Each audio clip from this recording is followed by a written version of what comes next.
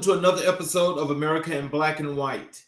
Tonight, we have a special guest, Dr. Marlon Johnson. Dr. Marlon Johnson has a doctorate of education from North Central University. In 2018 is when he got this degree. It's in educational leadership. He's the author of two books, Discriminating Cultures, Staying Non-Existent, and Freedom, Choice, and Responsibility, the inspiration of the next generation of Blacks in America, and he taught secondary English language arts from grades 6 through 12 since 2004. Ladies and gentlemen, I give you Dr. Marlon Johnson. Dr. Johnson, how are you this evening? I'm feeling fantastic. How you doing, Mr. King? I'm doing just excellent. Welcome to the show. Thank you. I'm very, very blessed to be here. I'm very excited and I'm ready. Let's do it. Is there anything else you'd like to add to your bio other than what was read?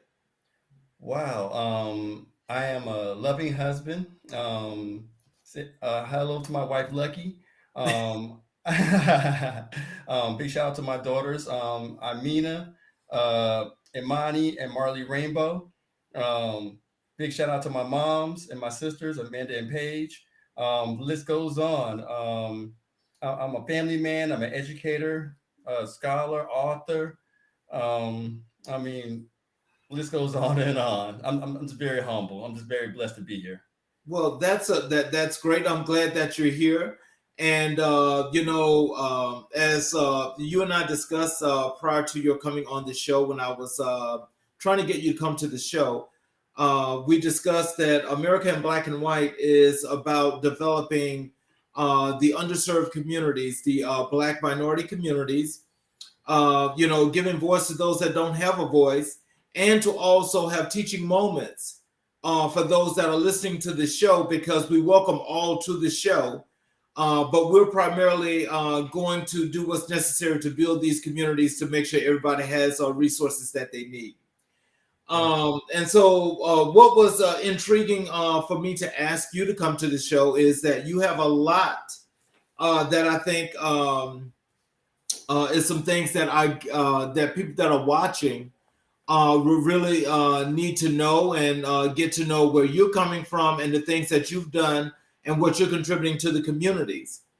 So from that perspective, can you just start out by telling us what inspired you to pursue your PhD in counselor education and supervision at the University of Tennessee, Knoxville?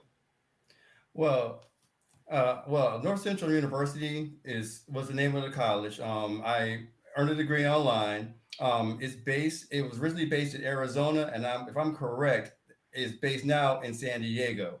Okay. Um, Also, and all of my colleagues always get on me about it. A PhD is different from an EDD.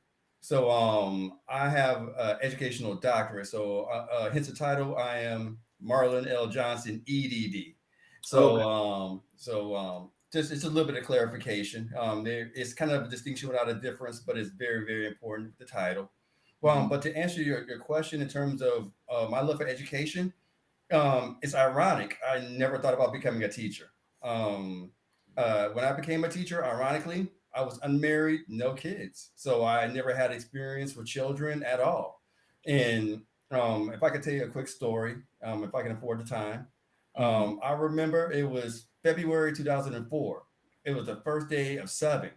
My mentor, one of my best friends, was teaching at a all boys juvenile facility in Pahokee, Florida, which is I think about 30 to 45 minutes west of West Palm Beach near Belglade, Florida. Mhm. And he encouraged me to come to West Palm Beach. I graduated from Florida A&M University with my undergrad in political science back in 2001. Oh wow. So so I was kind of in no man's land in terms of what I really wanted to do in terms of career. So he was like, "Well, come on down to West Palm. There's more opportunities. Give it a shot." So basically, I moved in with him to be a roommate, and at the end of the day, I needed a job. So he was like, "Well, Marlon, go sub," and I'm like, when I was a kid, subbing was a no go. Back in the day, It was kind of like an easy target, easy day. But to make a long story short, I remember my first day. I was in the media center, and I Mhm. had my sub packet, and I was terrified. I did not know what was next. And there was a second grader that came up to me, and she said, "Are you the sub?" And my first thought was the next answer is going to determine the rest of my life. And I looked down at her and I was like, "Yeah." She looked at me and she was like, "Oh, you cool. I got you. I got you." And the entire day, she was like my eyes and ears as far as lesson plans, keeping the kids in line so I didn't have any real misbehaving. And I remember uh, teachers just looking in the classroom. And at the end, I was called into the office and I'm thinking, oh man, this is not good. But they told me, normally when we go into that classroom with a sub, it's a chaos, it's a disaster. Mhm. Actually, you managed the class very well. And I was like, well, I don't know. I mean, they just liked me, so I just did my job. They was like, no, you don't understand. Do you have a degree in education? I'm like, no. Okay, that's understandable. What you did was display good classroom management. Have you ever decided, ever think about teaching? And I was like, I don't have any kids. I never really, my mom taught, my grandma, she's a retired teacher. Mhm. And it was like, well, it seemed like it's in the blood. Maybe you should give it a try. What's your favorite subject? Well, I like to read, write, and speak. ELA. Why don't you give it a try? Why don't you, go into a classroom and just give it a whirl? So I remember it was, I think it was 2004. I think it was Hurricane Francis, like a whole bunch of hurricanes that hit Central Florida. I mean, Central South Florida. And so they had a couple of openings, while they was looking for a teacher, but they needed a permanent sub. Mhm. So I managed to go, I think it was the Woodlands Middle School in Lake Worth, and I, just was the temporary sub in that class. And Mhm. there I just began to go to different teachers, pluck their brains to learn how to lesson plan, connect with the students, which I was gifted in. I don't know where it came from. Mhm. And in the end, when the new teacher came in, a lot of the students were very, very upset. They're like, Mr. Johnson, we like you. We was learning. Why are you leaving? And I Mhm. was like, well, you have another teacher. I was here for a time. It's all good. And then I went and taught briefly as a reading teacher at Lake Central High School. Did pretty well, and then I just matriculated from there.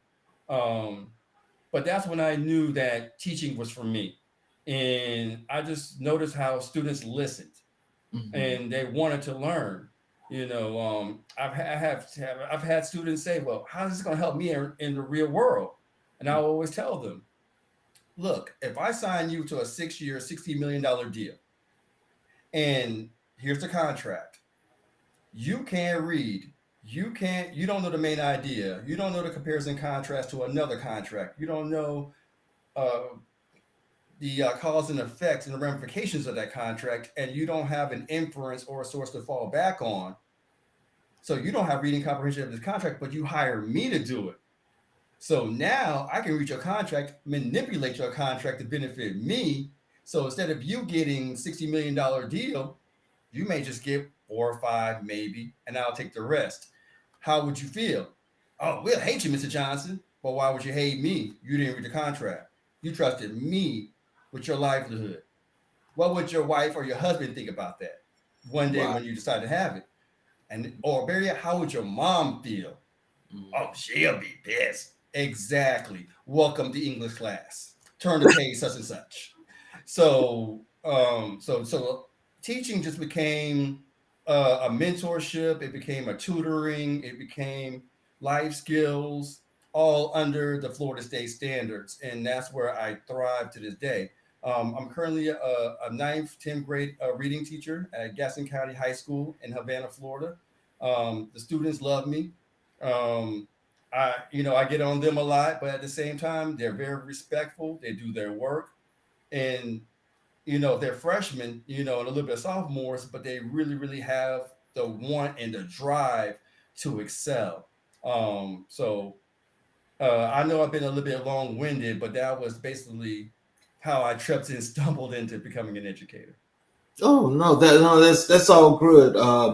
We definitely appreciate that. So can you tell us from that experience up to now, what happened in between? As far as your career goes and the things that you've done that has actually impacted not just your teaching but the community and society today. What are some of the things that you have done?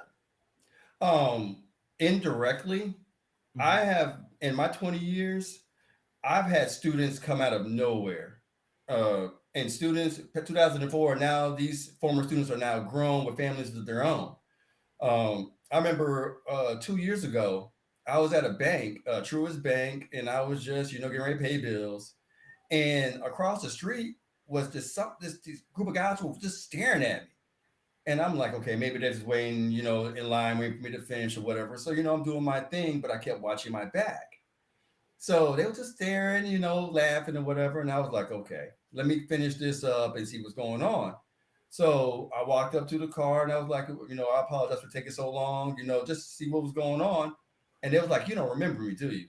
I'm like, no, we was in your English and writing class. We was, goofing around or whatever, but you really, really, really got on our case and made us really do our work, and we've done very well. And you was our favorite teacher. So indirectly, I'm responsible for impacting a student's life for the positive. And I hear that all the time. To this day, I have letters. I still have thank you cards. So uh, my impact has been more indirect. And then when I talk to fellow teachers, that's how you know that you're a good teacher. It isn't really the teacher evaluations or what you think you've done with your lesson plans. It's more of the teacher, of the children, excuse me, the students and the parents that come up and say thank you.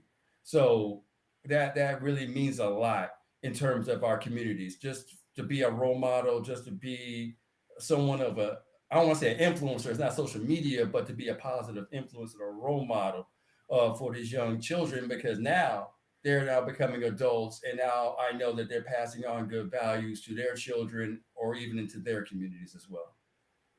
So can you tell me how did you decide that you would become an author and write books? I mean, what was the transition from education into being an author? Um, it was funny. It was based on a debate over Colin Powell. Oh, It was very interesting. Um, so my friend, my mentor, his name is Sundiata. Um, we had this big debate about uh, African Americans in leadership. And I guess in the debate, I brought up Colin Powell, and I was saying, I guess along the lines at the time of we need to give President Bush credit. At least he put a black man in a powerful position because at the time, General Powell was the Secretary of State, if I was correct. Mhm. So my friend, who is really really big in Black philosophy, Black upliftment, Black culture, uh, he saw my love for the Black community, but he felt it was a bit misguided. So he gave me a book, and it was called "Breaking the Chains of Psychological Slavery" by Dr. Naeem Akbar. Mhm. This is my favorite book. Well, one of my two favorite books on the planet. Mhm. This really amplified my teaching because I was introduced to the difference between indoctrination and education. Mhm. And of course, indoctrination basically is just brainwashing, just filling a cup of whatever liquid you want and knowing that they're going to drink it if they're thirsty enough, versus education, where, you know, a deuce means to take out and pull something out. Mhm. So he was like, look, read this book and then come back and talk to me. So I was like, okay, I'm gonna win this debate. At the time I loved the debate, probably still do. And I read the book, and it was like 50 pages long, and it changed my entire life. It changed everything. It was like everything, every question I had in terms of Black history, modern culture, and even for the future, it was answered in this book. And basically it was kind of like Star Wars, with Yoda. You have to unlearn what you have learned to Right. relearn. Mhm. So when I read the book, I started going out into the real world, and everything, it's like the book just came to life in real time, and it changed my whole perception. So when I went to the classroom, a lot of the classrooms I've been in have been predominantly African American and Latinos, definitely minorities. So I just became very passionate about that, and really, you know, and reinforcing the importance of education and how to, get them to think for themselves. Because they always say, "Well, what do you think, Dr. Johnson or Mr. Johnson?" And I'm like, "What I think doesn't matter." Or if they're writing an essay, "What do you think? Does it sound right? This, and that, and the other?" I always tell them, "Look, I can't tell you how to think or how you feel. You have to tell me, but be ready to back it up with citing textual evidence." Mhm. So you're able to think for yourself. And a lot of students were like, "Okay, Mr. Johnson, hey, thank you, because I should hang around with friends." And I thought I always knew it wasn't a good idea to hang out with them, but now that I'm able to think for myself, I'm able to do what my mama said, and I thought it was boring, but it actually helped out. So the book did a phenomenal job in such a few pages on explaining the importance of letting us know that slavery was not just on our wrists or our ankles or our neck or wherever the case may be. It was here, and it was a hard form of limitation. you know um One of my favorite movies of all time, it wasn't a mainstream success, but it was what it was. It was with Cuba Gooding Jr. and Sir Anthony Hopkins. It was called Instinct. Mhm. It was a very good film, and it was basically about Sir Anthony Hopkins, going to jail because he was on an expedition in Africa, but that's a whole different story. But Cuba Gooding's character was a psychiatrist that they became friends, blah blah blah. Good film. But to make a long story short, near the climax of the film, they were there where a gorilla was being shipped in a cage, and the gorilla was totally broken, like so broke that if you open like when you open up the cage, and I think Hopkins opened up the cage, and Cuba Gooding's character told him not to, but when they opened up the cage, the gorilla was so defeated that he just sat there. He didn't want to jump out. He didn't want to beat anybody up. He didn't want to get free. But he was so broken mentally that it just was what it was. So when it comes to education, I want that to be the spark and the flame to open the minds of our children, because again, our children, their goal is to be adults, and Mhm. our goal is to lead the way. But we don't want to hit that glass ceiling, which is ignorance or indoctrination, Right. because again, they will shrink back down to that infant mindset that causes a lot of the statistical problems that we have today. We Mhm. want them to shatter the mold and take it to the zenith. Mhm. So basically, I can talk about this book all day. I'm not going to, but it really, this book plays a major role in my mission for education. It's not just to help kids get degrees or diplomas; it's for them to become educated and let them know that even I always tell my students, I'm Dr. Marlon Johnson, but I can burn my degrees today, but I'm still heavily educated, and I'm able to think for myself, and I'm able to inspire others to do the same. Now, some people may say that's inspirational, some people may say that's dangerous. That depends on your point of view. But Mhm. that is a major impact on how I benefit the community. Wow. See, that's wonderful that you were at that time. It sounds like you were teaching critical thinking. Yes, And sir. that's what a lot of these kids today, they do not critically think because they've taken that away from them, and it's basically making them like very robotic. Definitely. Now, as we elevate this conversation, let's move to this next level as to your books, the books that Mhm. you've written. Tell us, how is it that your books have impacted what you think would be the great learned part for society today? What are the name of your books, and tell us how did that come to be? Um, it was funny. I'll start with my first book, and if my friend Suniata is watching, I am going to change the cover. But but this is my first book. It's called DCSN, Discriminating Culture Staying Non-Existent. Now, for full disclosure, the real title of the book is in chapter 9. Why did I change it? It could be a bit controversial.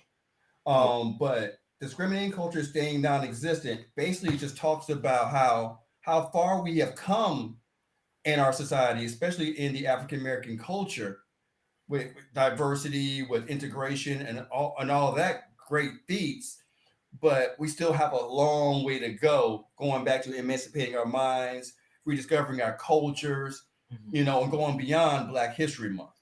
mhm. Um, the book is I've had friends read it, and even though it's 50 pages, I've been told it's a very good book, but it's an intense read.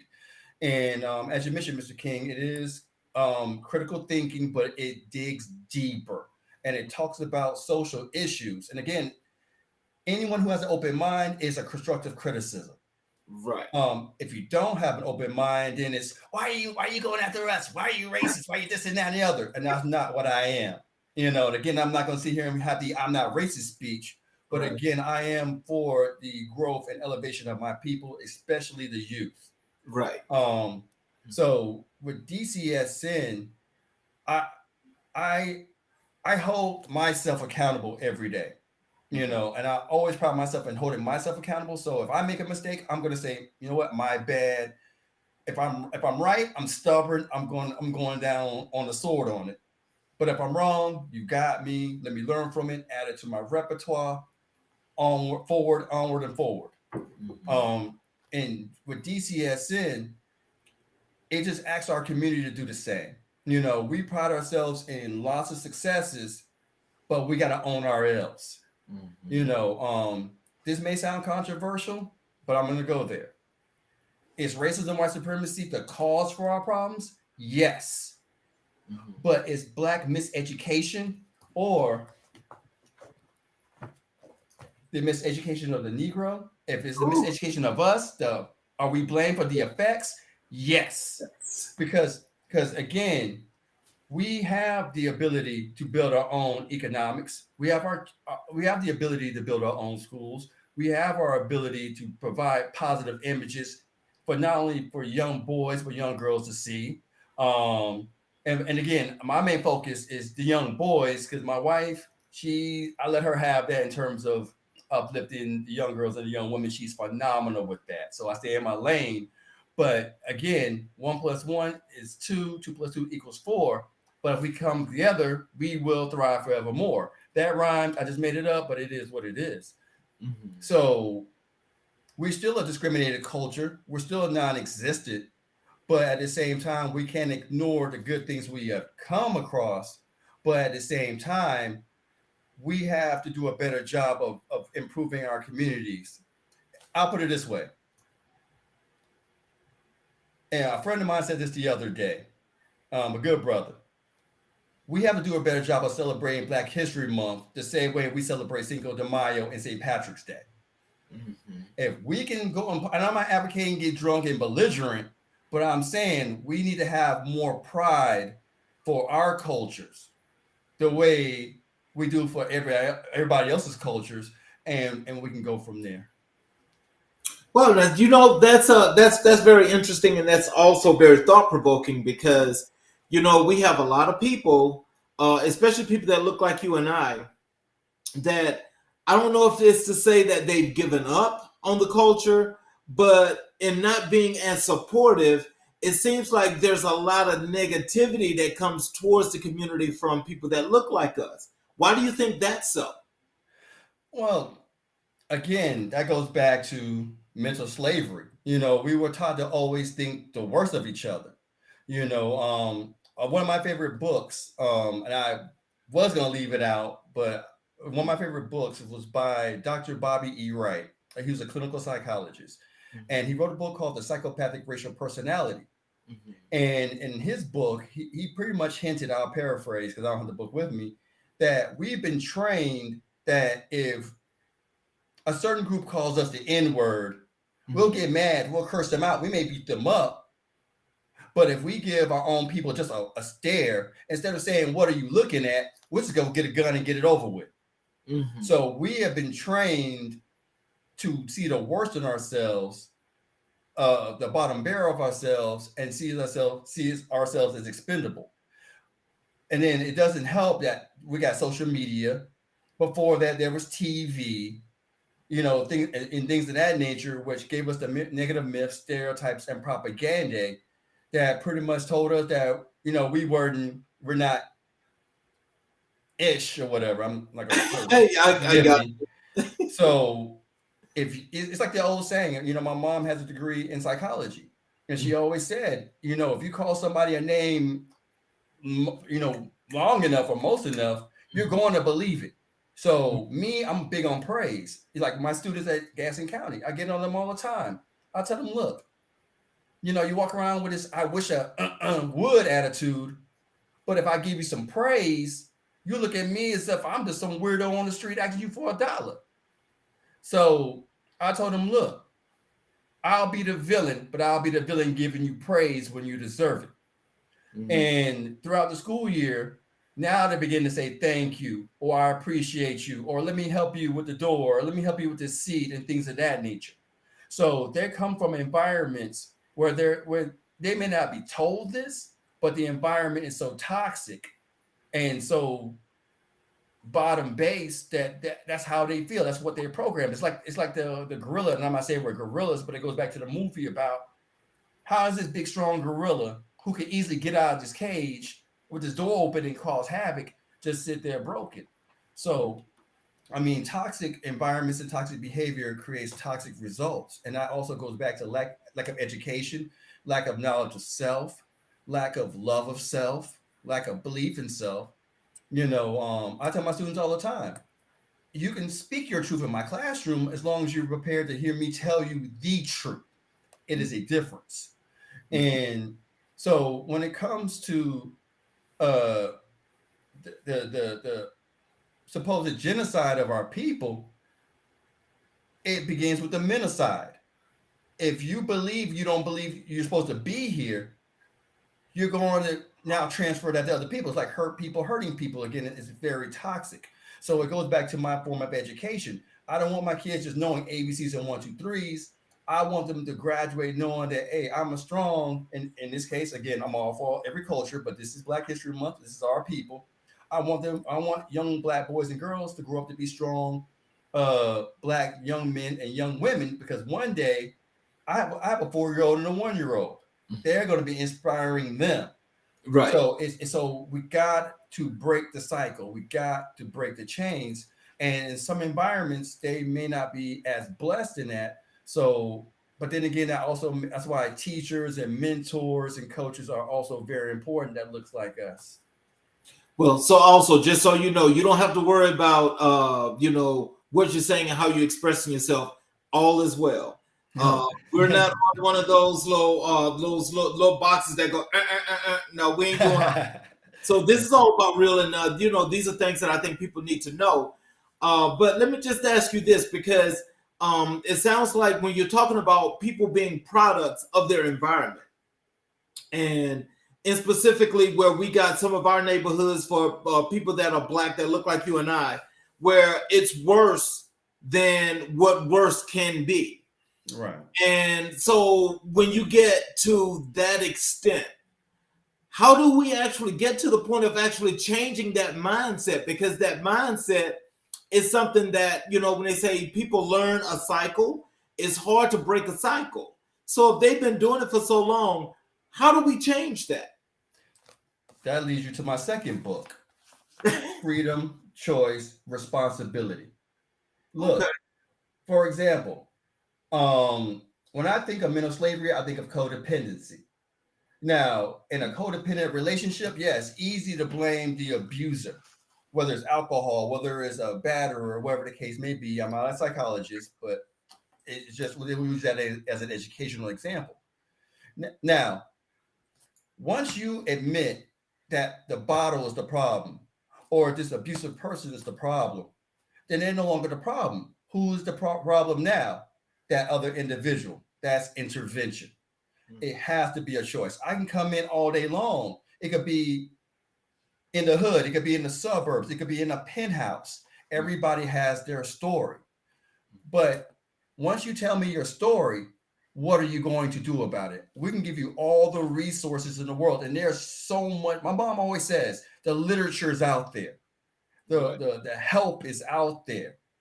That's why I hate when people play the victim. And I always tell my students, you're not a victim or a sympathetic figure.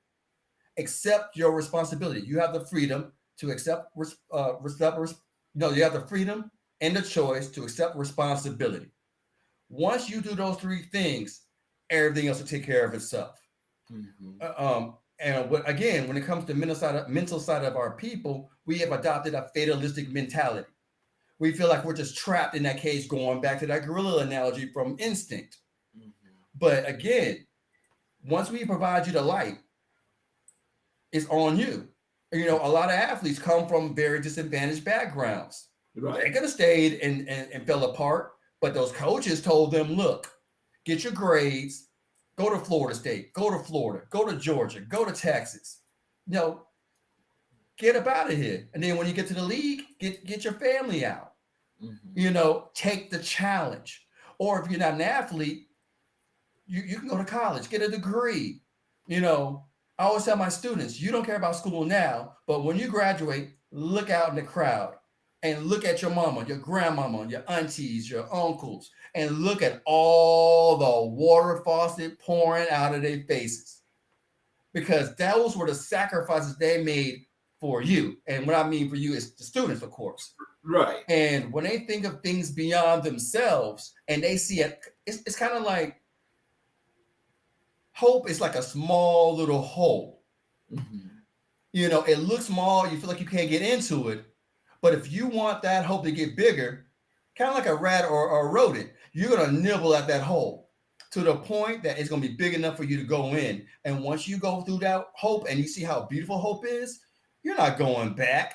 As a matter of fact, if you go back, your peers are going to resent you because you had the opportunity to do better for yourself and inspire them to find their own way. Or even if they want to stay, at least you got out.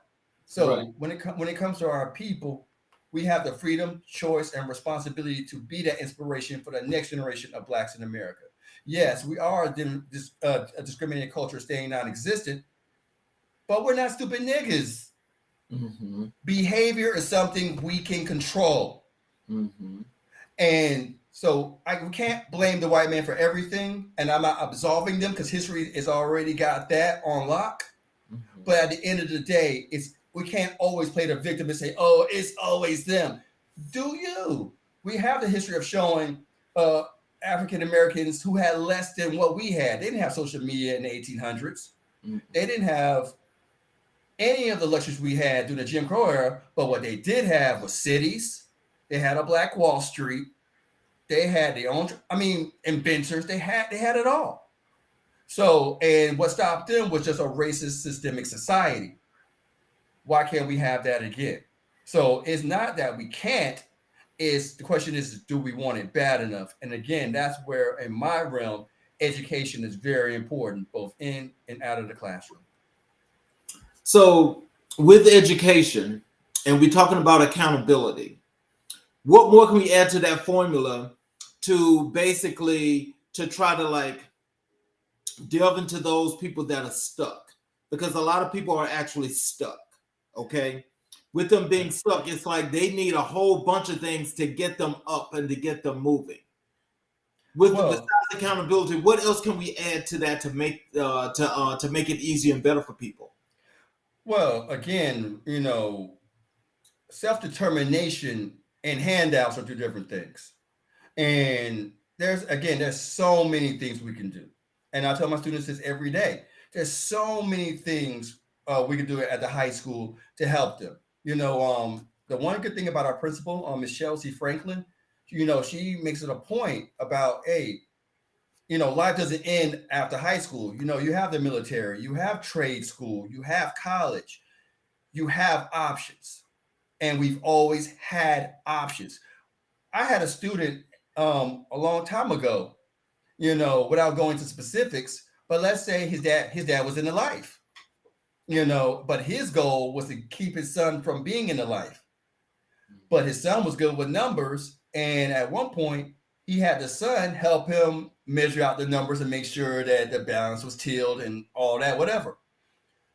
But his dad was like, I want him in STEM. He should not be on the streets doing illegal things when he could be at the FAMU College of Pharmacy learning it the right way and making a right living and a right wage, for him and one day his family. Mhm. So, it's a 1-2 thing. It's not my focus is not tangible, it's intangible. My concern for our people is intangible. I tell my students all the time, you're in reading comprehension class, not because you can't read or you struggle with reader, it's because you're lazy, you blame others, you wait to the last minute, or you're just totally inept to motivation. That's intangible. I can give you the stars, the moons, and the sky, but if you don't want it bad enough, I have one student who's a Kobe Bryant fan. Rest in peace to Kobe. I'm a Kobe fan, and we were the same age. I have a Mamba book on the bookshelf, Mhm. and I get on this case about, he always say, well, I'll do my work tomorrow, or I'll that, making excuses. And I'm like, wait a minute, but you said you're a Kobe Bryant fan. That's not the Mamba mentality. The Mamba mentality is show up, work hard, listen, leave class, repeat 7 times, go home, keep working, come back, rinse, wash, and repeat. That's my mindset. I have another student who's a LeBron James fan, and Mhm. I treat him like LeBron James. And LeBron James is very demanding. He's not afraid to get a coach fired. He's not afraid to get a player traded. But he's also not afraid to bring you on if he believes you can help him get to achieve his goals. So and I mean Jordan's the GOAT, but I do give LeBron credit. He does give opportunities to players to become great, to become a champion. But if you're not getting the job done, don't get mad when he goes to the front office and says you got to go, because it's an intangible thing, if that makes sense. So Yeah. it's not that we can't. Is will you, and do you have the heart and the guts to get it done? Mhm. So I admit, sometimes in class I'm the cool teacher. Other times I ain't gonna lie, I'm an asshole. Mhm. And I'm not an asshole because I'm a jerk. I'm an asshole because I hold them to maximum accountability. And sometimes accountability is a jagged little pill that's tough to swallow. Yeah, we got a lot of folks that don't like accountability. They don't like accountability because that means that one, if you're not doing your part, you're gonna get called out. That's Definitely. plain and simple. So, can you share your experience and insights regarding recruitment from African American males within the master's level counseling programs as explored in your dissertation? Um, Repeat the question one more time. I'm sorry. Can you share your experiences and insights regarding recruitment from African American males within master's level counseling programs as explored in your dissertation? Well, my dissertation was in education, of course, and my dissertation was on the efficacy of paying mentors. Basically, mentors, is a job that at once upon a time it was free. Now some mentors are actually paid. In terms of African Americans, the students that I spoke to, I did my interview at Florida State, so I had more of a diverse a sample of students. Okay. But I did have some African Americans, young students, partake in the interview. Very bright. I earned my degree in 2018, so they pretty much have graduated, I'm going to assume they're doing very well for themselves.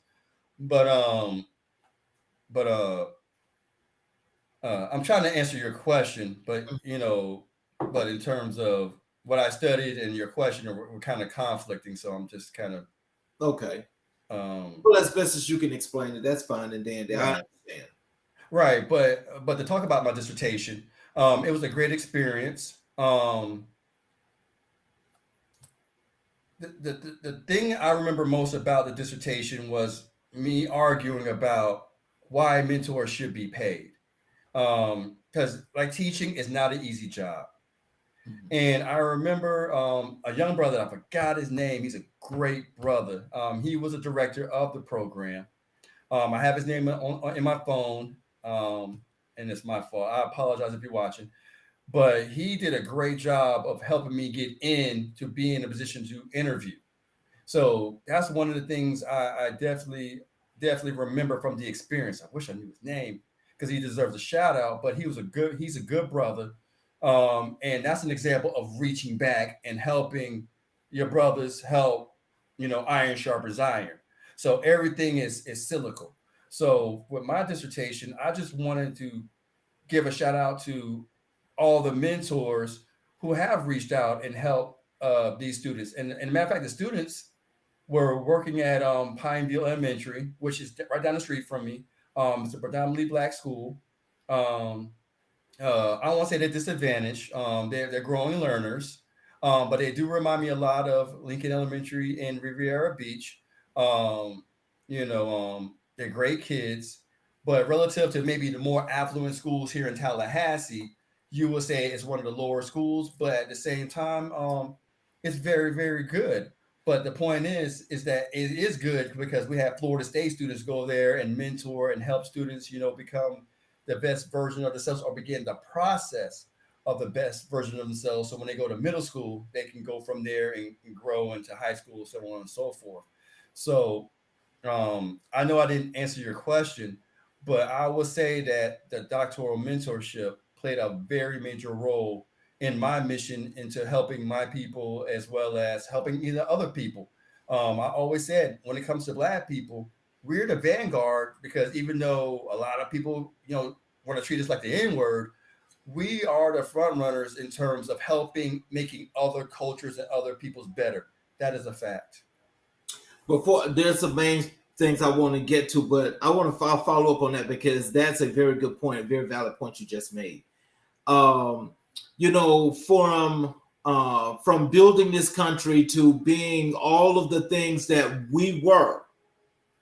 Why do you think that most of our people still have yet to?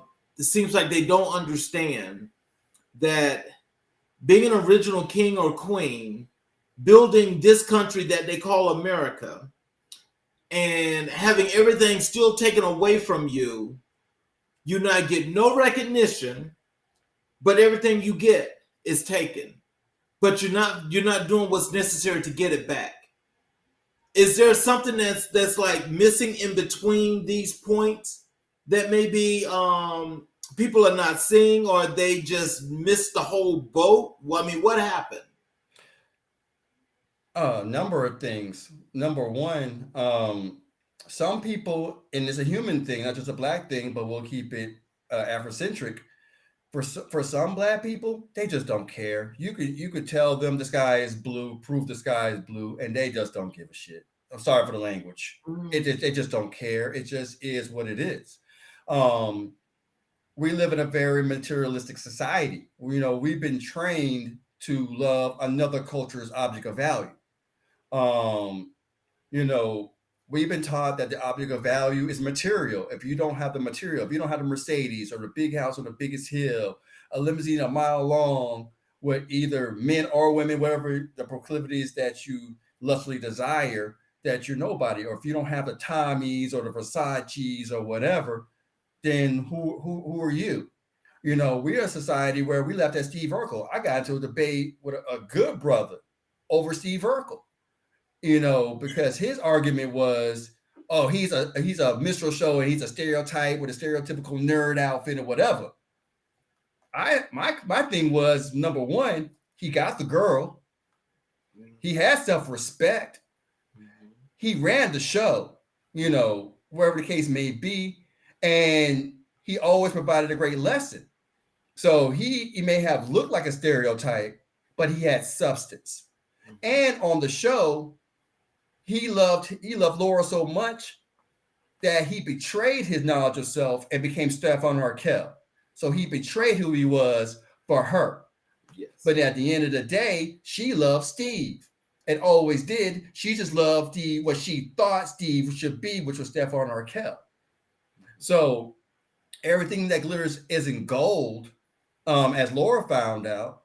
But at the same time, when you have media, with hip hop, Whatever happened to Black Star? Whatever happened to Common? Whatever happened to MC Light?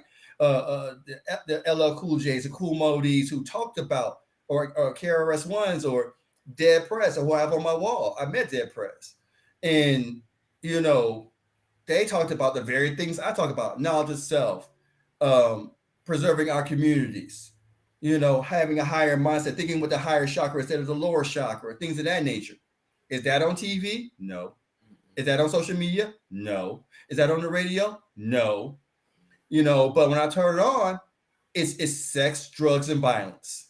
At least when I was growing up, 20 years ago, for every gangster rap or sexually charged albums, in our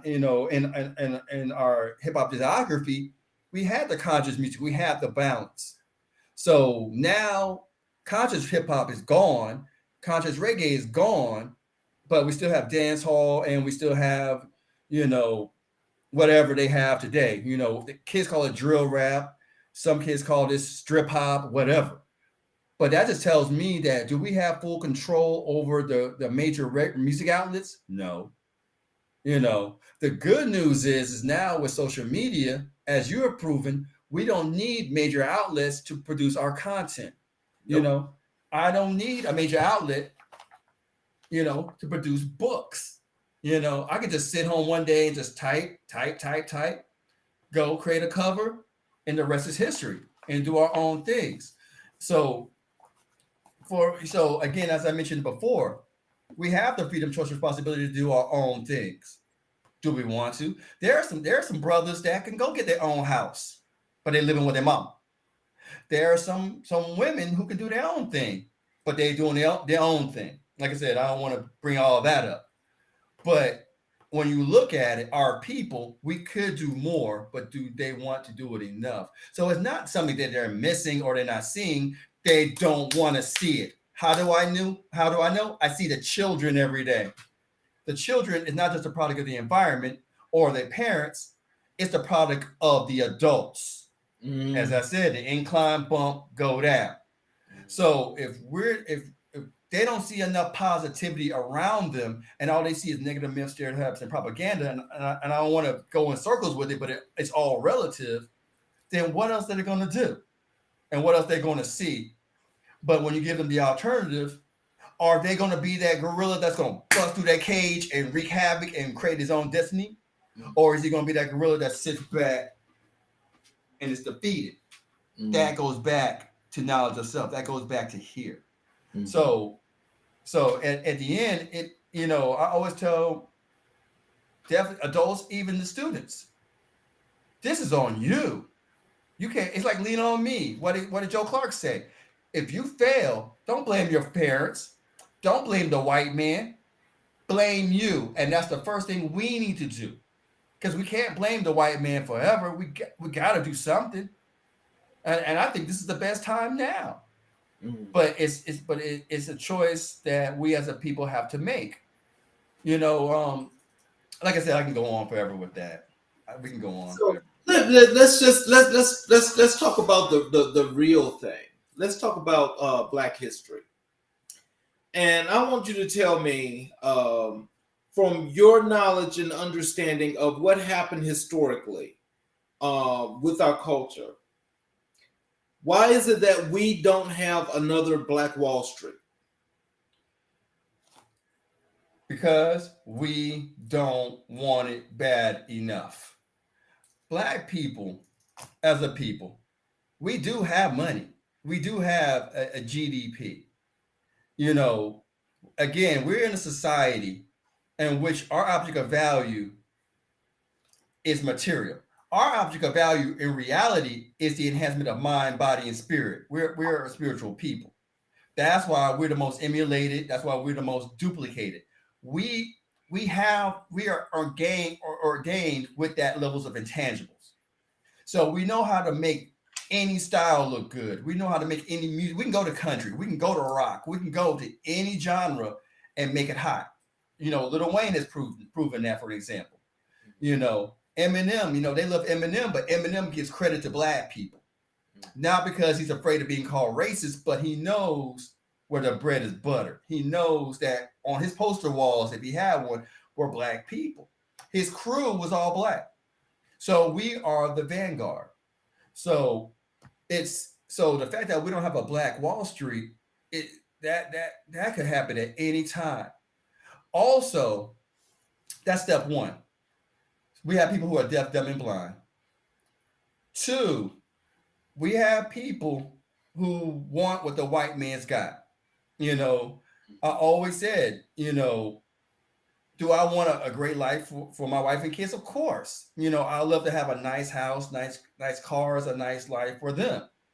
Of course. But I don't want to be a bougie guy. I don't want to be, honestly, I don't want to be black bourgeoisie. I'm the guy that's t-shirt, jeans, hanging out. Now, can I dress up and pull it off?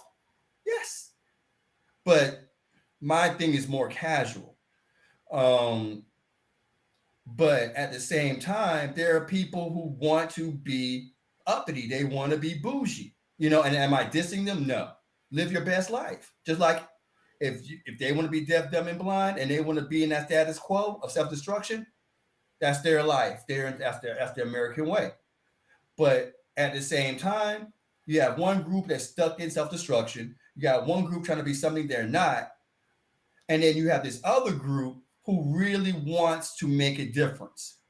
But the bad news is, statistically, that's maybe 5% at best. So the other 95% is just one's lost in the wilderness. The other one is going the wrong path in the wilderness, and one sees the path home.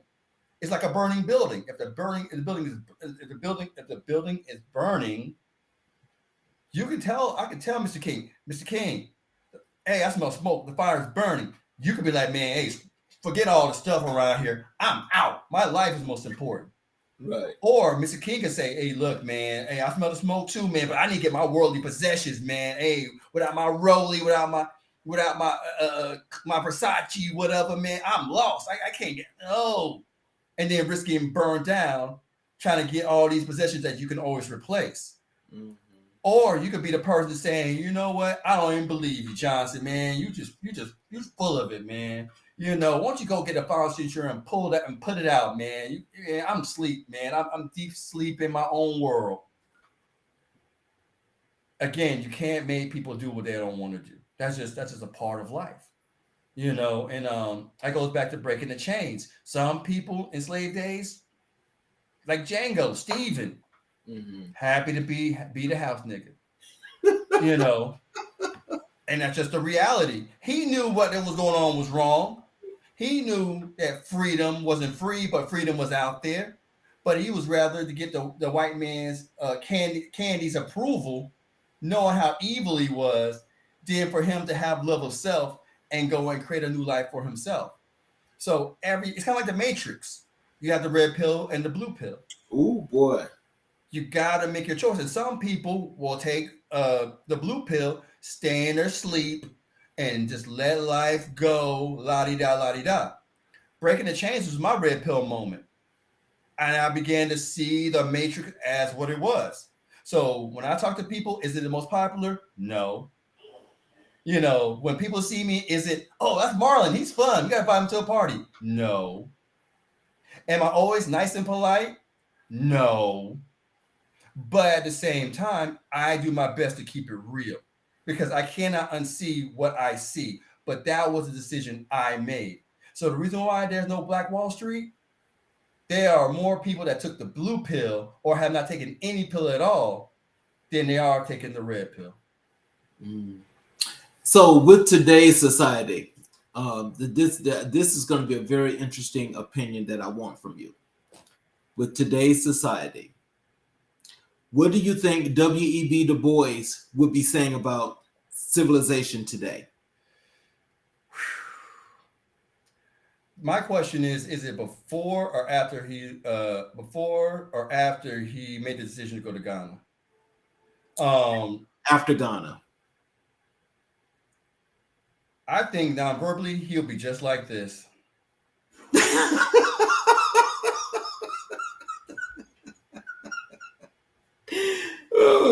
Definitely a moment. He would shake his head. Because remember, prior to that, he was part of the talented tenth. From what I read, he wanted what the white man had. He was part of the black He bourgeoisie. was going to get it. He was going to get it. Yeah. So he was, again, one group of people did not take any pill, which is the same as the blue pill. One person took the blue pill, and then there's others that took the red pill. So when he decided to take the red pill and go to Ghana, he's like, dang, when I took the red pill, I never imagined it will become like this. I mean, the blue pill, I never mentioned it will become like this. And now that I have the red pill, I definitely didn't believe it will become like this. But again, with Mr. Du Bois, I think, in my opinion, and I could be wrong, I think it is like, damn, look what that hate produced. So, remember how divide and conquer really screwed the African culture or African American culture, whichever you want to call it. Why do you think we still have such a major divide between black men and black women? Oh wow, the answer is almost cyclical. Here, it's again when whether people want to debate that the William Lynch letter is real or not is irrelevant.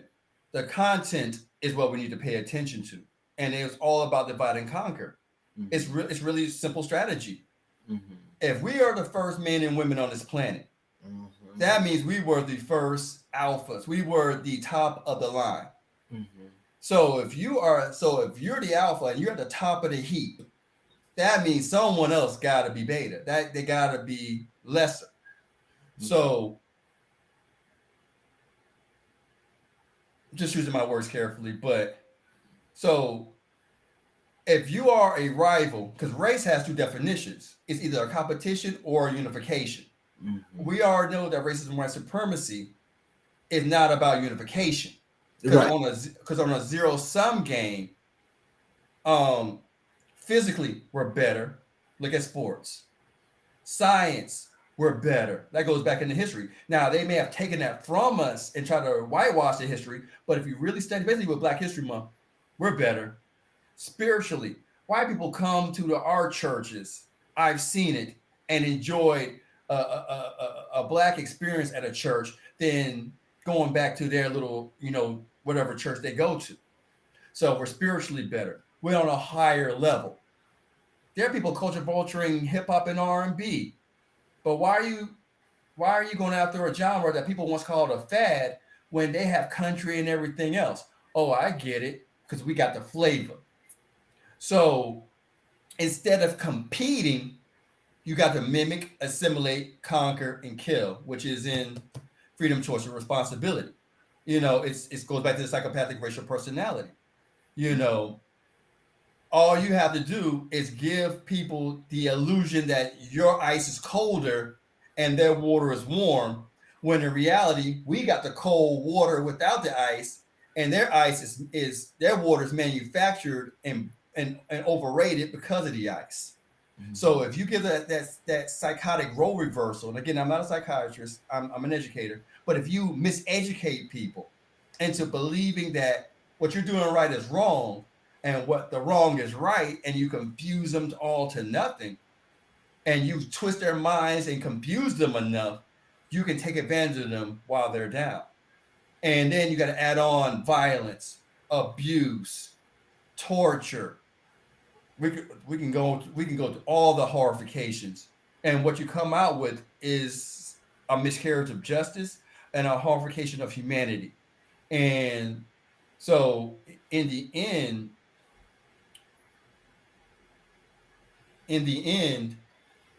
what we see is a group of people who should be building Black Wall Street, but they're glorifying the hood. Instead of glorifying Black Wall Street, they're glorifying a penthouse that they don't even own, or if they own it, it's in a gentrified side of town. Yes. Or we have brothers and sisters like Dr. Amos N. Wilson, Dr. Carter G. Woodson, Dr. Akbar, Dr. Kunjufu, Dr. Francis Cress Wilson. Hey, Even Dr. Johnson telling you that there are alternatives to build our own Wall Street. But why should we entertain that when everything else is already ready made for us? Or who are you to tell us this anyway? So it's all in the mind. It's always in the prisons of their mind. So it always comes back to education and inspiring young people. Because once you're grown, you're pretty much set in your ways. I mean, like myself, I was in my early mid-20s when the light came on for me, but reading this book, I noticed that the light came on when I was 16, not 25. It was always, the force was always there. Right. Fortunately, I was around the right person who gave me a book to embrace that. And fortunately for me, I accepted it. And my life, because I accepted it, unmarried, no kids, I broke the black stereotype on that. Mm-hmm. So I don't have a baby mama running around here collecting child support. I don't have an ex-wife tormenting my wife and causing havoc. Mm-hmm. You know, I don't have kids over here trying to compete with my daughters. You know, I didn't, biologically, I didn't have my first child until I was 41. Mm-hmm. People say, well, you old. You're right. But that was my freedom, choice, responsibility. I spent my 20s building myself, making mistakes. I spent my 30s learning how to be a professional. And now that I'm 40, I've got to the point now where I can go school to 20 and 30-year-olds and teach the teenagers. So it's all a choice. Do you want to or not? I don't want to hear any excuses. Because for some people, as the kids say, I tell them all the time, you talk about that Draco. Well, once you pick up that pencil and write down that A, you flashing that money. And I tell them every day, stop flashing your money. You got people pocket watching. Well, I got something for them. I got something for you. Why don't you be like Jeff Bezos? Why don't you put your money in the bank, stack your interest, and then be worth $40 billion? Be on a point where you're so good, your wife can divorce you, take half your money, you still own Amazon, and you get your money back on those profits, and you can still get remarried. But they see Jay-Z, and big respect to Jay-Z. I'm a Jay-Z fan, but he don't got it like Jeff Bezos, because if he does the wrong thing and his endorsements freeze up, he gonna end up like Kanye. Yep. So the levels of wealth are very disproportionate. But if we make the decision to say, look, we're 13% of the population, but then again, if we combine as one, we can have the money, the power of a small country, which is pretty formidable, on all levels. But that's a decision that we have to make. And it goes to this book, The Awakening the Natural Genius of Black Children by Dr. Amos N. Wilson. This is very important because, of course, trees just don't become trees. Once upon a time, they were a seed. So reaching out to the children is most important, and treating them right are most important. Because my mom always said, treat the children right, because you never know when you need a glass of water. Ooh, what you talking about? So, so tell me this: what is your opinion of the era where Malcolm X, Martin Luther King, Medgar Evers, James Baldwin, that period of time where they were all in this era where they were fighting for black living and freedom, and just being the reform of getting away from the oppressor and building their own. Mm-hmm. In that era, do you think because they wanted to be away and separate from white people that made them racist? Well, first of all, racism is a power. It's not a cultural division. And even Brother Malcolm said that. Me and you cannot be racist. What power do we have to oppress another race? Exactly. Now, can we be biased or bigoted or prejudiced? Yes. Mm-hmm. But we don't have the power to be racist. IST means perfection. We can't even perfect ourselves, much less try to or demean over ourselves. Rather than demeaning over others. What they promoted was not racism. It was black upliftment. Mm-hmm. You know, when we look at Latinos and they're building their communities, or for example, if you go to a Latin restaurant, my favorite restaurant here in Tallahassee is Los Compadres. It's a Mm-hmm. Latin restaurant. All Mm-hmm. I see is Latin workers, Mm-hmm. Latin owners. Are they Right. racist? No, they keeping their money within their communities. Right.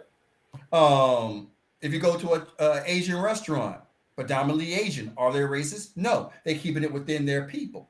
Mm-hmm. You know, another favorite restaurant I have here in Tallahassee, right across from FAMU, is Olean's. If you ever come to Tallahassee, that's a great, great place to eat, good food. Mm-hmm. But I see black people in there because they're keeping their money within. Mm-hmm.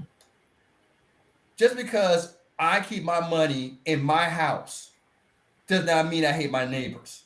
It means I'm protecting my family and my interests.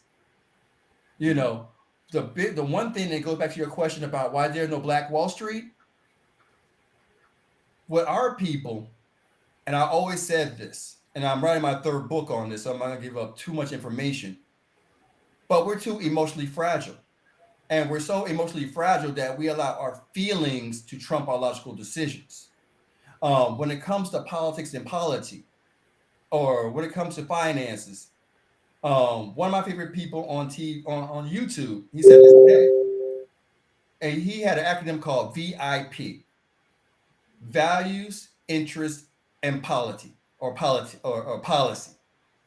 Those are the three things when I look at elections that black people never talk about. All we talk about is that, oh, this person's racist, or this person's dancing and shucking and jiving, or whatever.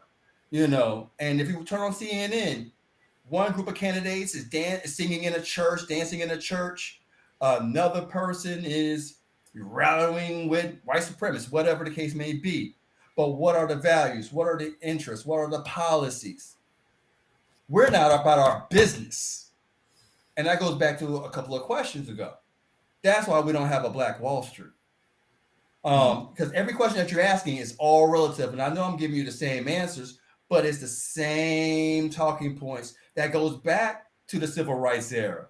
Mm-hmm. Because for every Malcolm and Martin that wanted us to be uplifted in terms of values, interests, and polity, there were others that just said, look, let's just disintegrate with the white man and just try to have what the white man has, knowing that they're going to use us as a tool.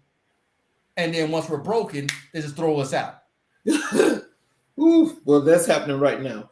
And Yeah. what goes to that is the fact of this is that this is the interesting part of this, I think, is this whole dynamic of, how they wanted to be separate. But when you separate and you start building, this any culture can build, but black culture, because when black culture starts to build and when we start to congregate and we're making power, people start dying and properties are always lost. Why do you think that's the case? It goes back to race competition. I mean, if you know, let's bring up the ISIS papers. Yes. Great book. Yes. If you know you are the recessive race, and I want to bring up my details in my third book when I'm not. If you know you're the recessive race, and you know that somebody else is better, and you know they're better, even if you allow them to thrive, your ego can't handle them thriving because now it makes you look like crap. What are you going to do? You're going to enable them to be better than you? Or are you going to be so insecure that you cripple them to make you look good? Bullying 101, cutting shortcuts. So when it came to division, it was never about, oh, we hate them and we want to be separate from them. No. Why can't we have our own nation? Why can't we build within ourselves? We had something before we got here. Our ancestors had something before we got here, and it was snatched from us. Now we're here.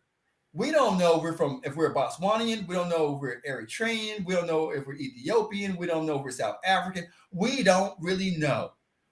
You can do ancestry.com, but the white people, they can say, I'm from Greece, or I'm French, or I'm Australian. And if hell breaks loose in America, they can split and say they're repatriated. we got to stay here, and we're Americans. It just is what it is. So we got to, basically fend for ourselves, just like every other nationality.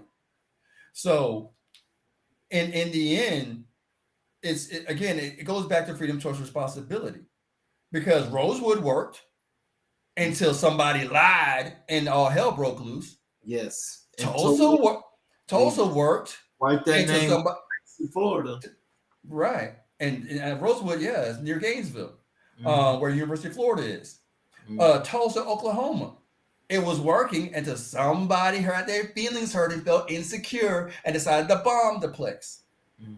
The Black Panthers were on their way to self sufficiency until J. Edgar Hoover and all of his people had a problem. Mhm. So, so after, like I said, after a while, if you call somebody stupid enough and beat them verbally in the head with it, because verbal abuse is up there with physical abuse, you're going to tend to believe it. And if you take somebody's pride and knowledge of self and love of self away, you can do whatever you want. So again, it's a choice. We have to make the decision. And I tell my students all the time, either you're proactive or you're reactive. And some of our people are reactive, and there's nothing we can do about it. The kids always say, don't save them. We don't want to be saved. And it's true. So help the ones that do. I'm not in the saving business. I'm in the elevation business. If you want to be great, I'm here for you. If you don't want to be saved, then you sink in the quicksand while I build a foundation on solid ground. But if you infringe on my solid ground, that's a problem. Mhm. And that was what I believe that Brother Malcolm's and Dr. King's philosophies were, at least when I read it, because of course I wasn't there.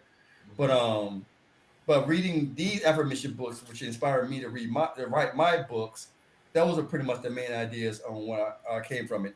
It comes down to accountability for your mindset and your behavior. I think if the behavior is modified, the rest is history. Mhm. We can't control what other cultures do to us if we go back to building our cultures, but we can't sit here and be afraid. We gotta at least try.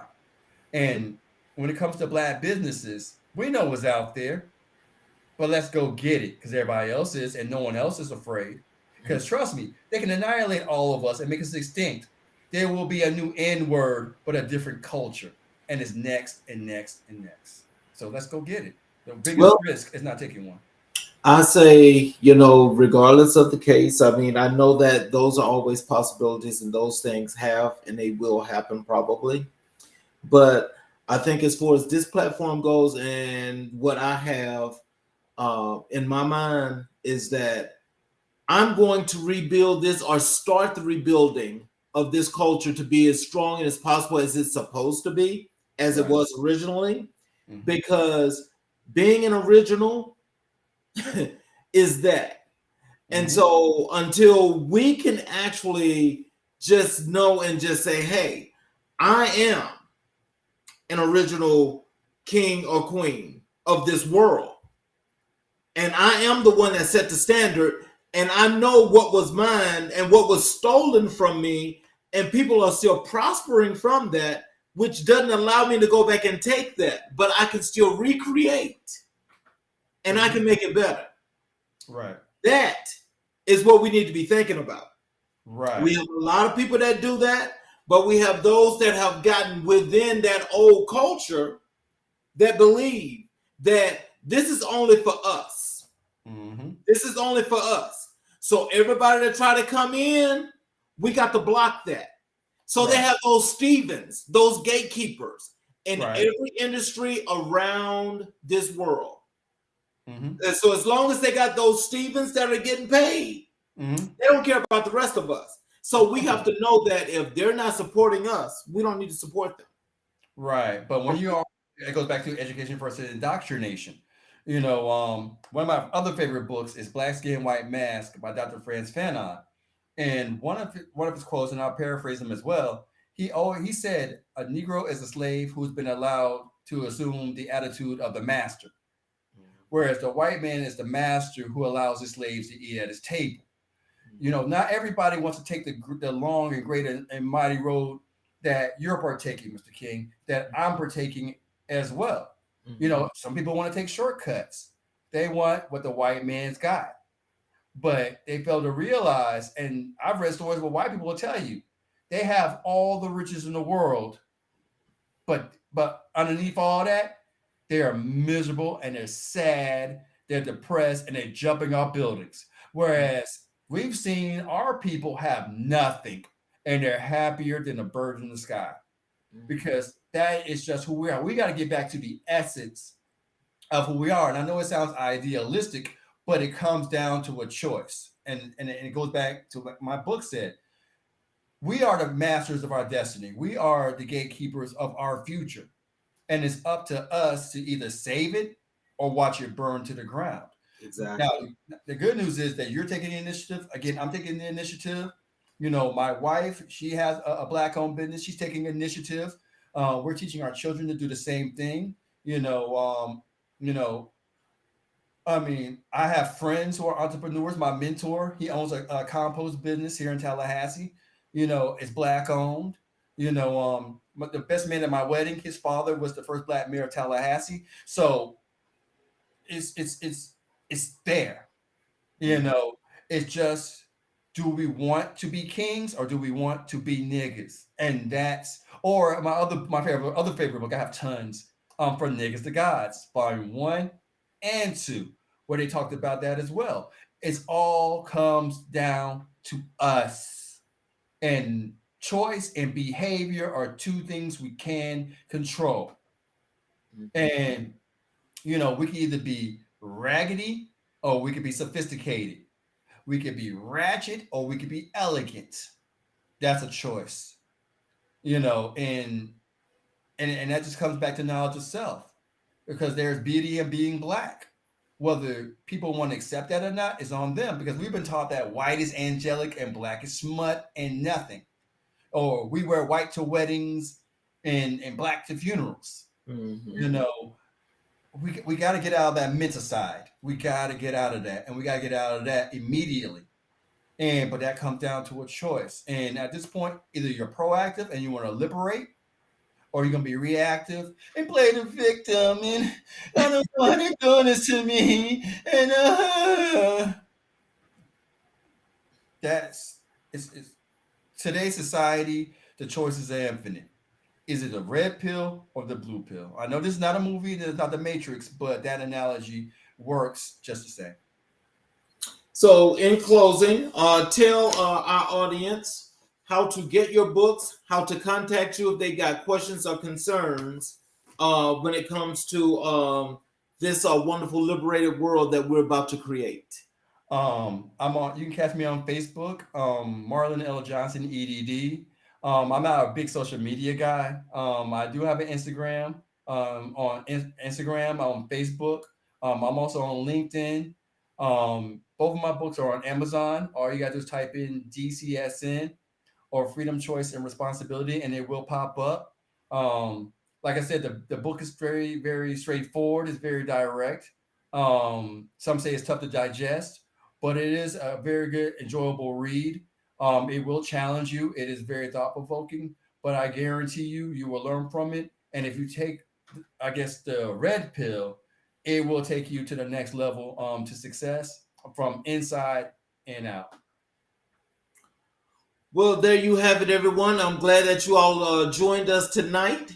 You will be able to see Dr. Johnson again. We're having a special on the 13th of March that's going to be entitled The State of Black America. We will create a new agenda. We will build a new agenda because we will build a new Black world. You all have a great night, have a great evening, and thank you all for joining us. Have a wonderful night, and thank you again, Dr. Johnson. Thank you, Mr. King. You have a good night, and have a good night, everyone. All right.